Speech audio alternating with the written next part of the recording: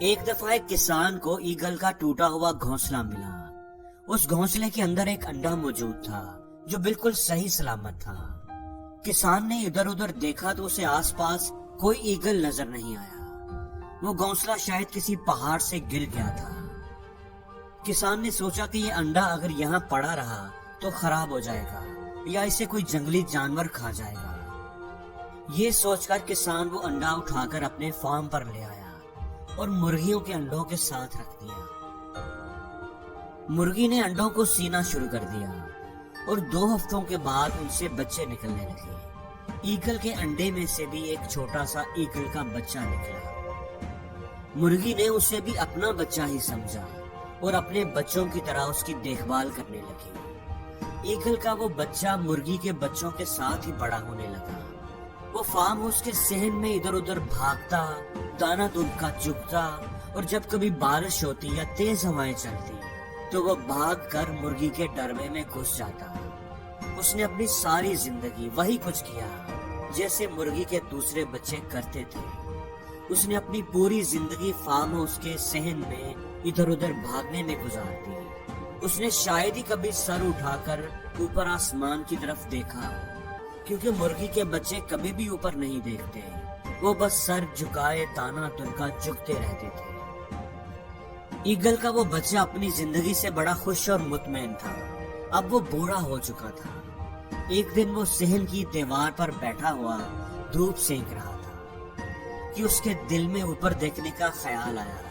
اس نے سر اٹھا کر دیکھا تو نیلا کھلا آسمان اسے بہت خوبصورت لگا۔ دور اوپر آسمان کی بلندیوں پر ایک ایگل پروں کو پھیلائے اڑ رہا تھا۔ اسے اڑتے دیکھ کر اس بوڑھے ایگل نے ٹھنڈی سانس بھری اور بولا کہ کاش میں بھی ایک ایگل ہوتا اور آسمان کی بلندیوں پر اڑ پاتا۔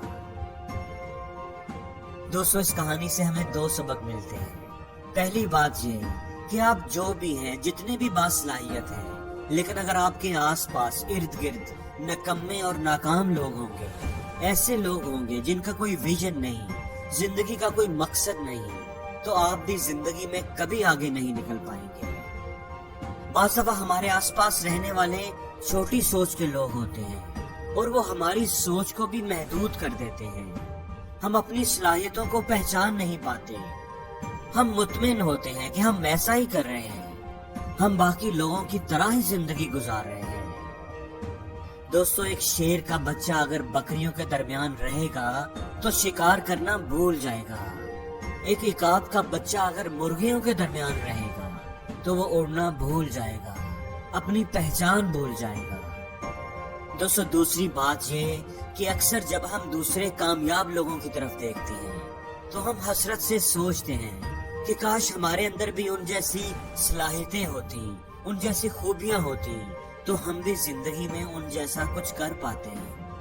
حالانکہ ہم میں سے ہر کسی کے اندر بہت پوٹینشل ہوتا ہے، اللہ نے بڑی صلاحیتیں رکھی ہوتی ہیں، لیکن ہمیں اس ایگل کے بچے کی طرح ان کا احساس ہی نہیں ہوتا۔ ہم اس ایگل کے بچے کی طرح مرغیوں کے اندر رہ رہ کر اپنی پہچان بھول چکے ہوتے ہیں اور ساری زندگی ایگل بننے کی خواہش کرتے رہتے ہیں۔ دوستو، زندگی ایک بار ہی ملتی ہے، اس کو اپنی مرضی سے گزاریں، اپنی صلاحیتوں کو پہچانیں، لوگوں کی رائے اور مرضی کو اپنے اوپر اثر انداز نہ ہونے دیں۔ وہ مت کریں جو سب لوگ کر رہے ہیں، وہ کریں جو آپ کے اندر کی آواز ہے۔ اپنے پروں کو کھولیں اور ایک اونچی اڑان بھرنے کی تیاری کریں۔